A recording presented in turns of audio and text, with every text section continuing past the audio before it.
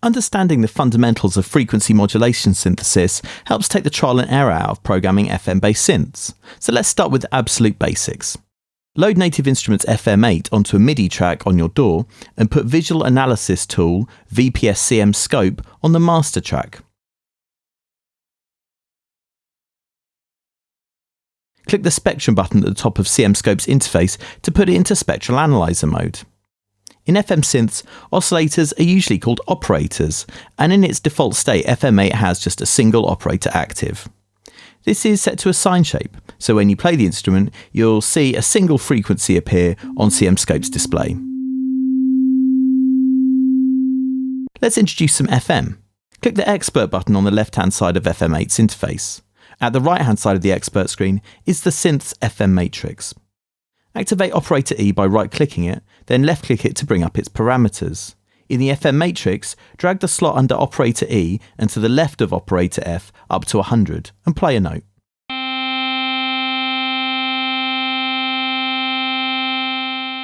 You'll see that this FM routing creates a lot of harmonics. But what's actually happening here? Although we can't hear Operator E directly, its output is modulating the frequency of Operator F. Essentially, this boils down to really fast vibrato. We can prove this by turning down the modulating operator's ratio.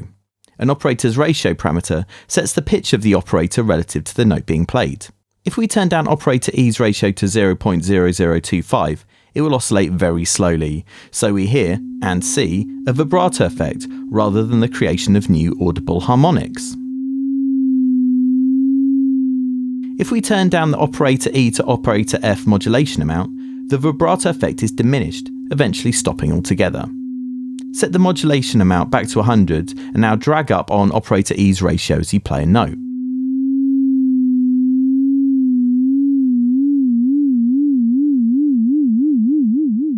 In Scope CM, you'll see new frequencies, known as partials, appear both above and below the fundamental frequency, which remains constant.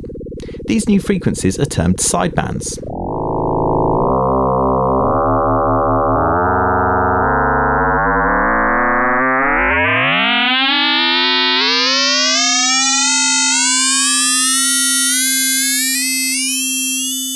So, adjusting the modulating operator's ratio changes the timbre of the output.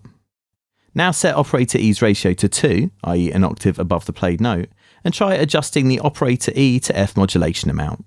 Whenever we reduce the modulation amount, either by adjusting the routing amount or using an operator's amplitude envelope, the harmonics become quieter, giving an effect like a low-pass filter.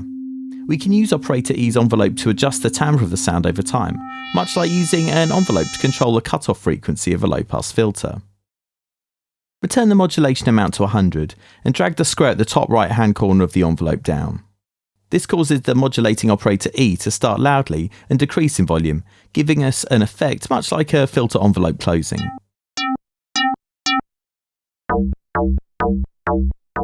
Using ratio to create a particular timbre and operator volume envelopes or LFOs to control the strength of this timbre over time are the two basic tenets of frequency modulation synthesis.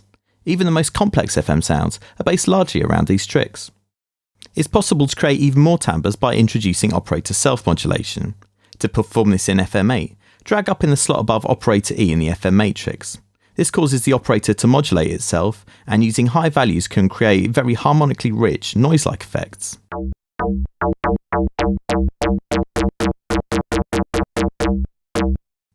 Set operator E's self-modulation to 50 to add some crunchy bite to the start of the sound.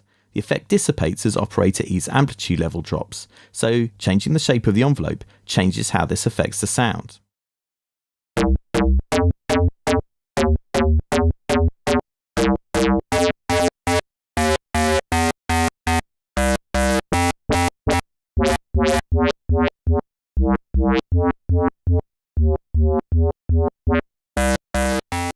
Self-modulate operator F with a level of 30 to get a really rich, bouncy bass.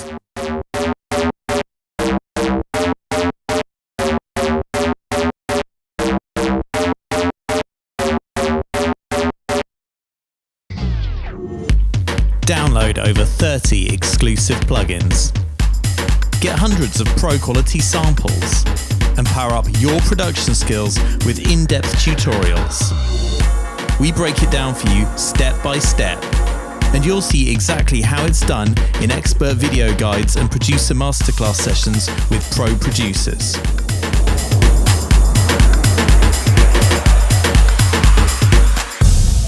Get all this and more with Computer Music Magazine every month on iPad and iPhone, PC and Mac, Android, and in print.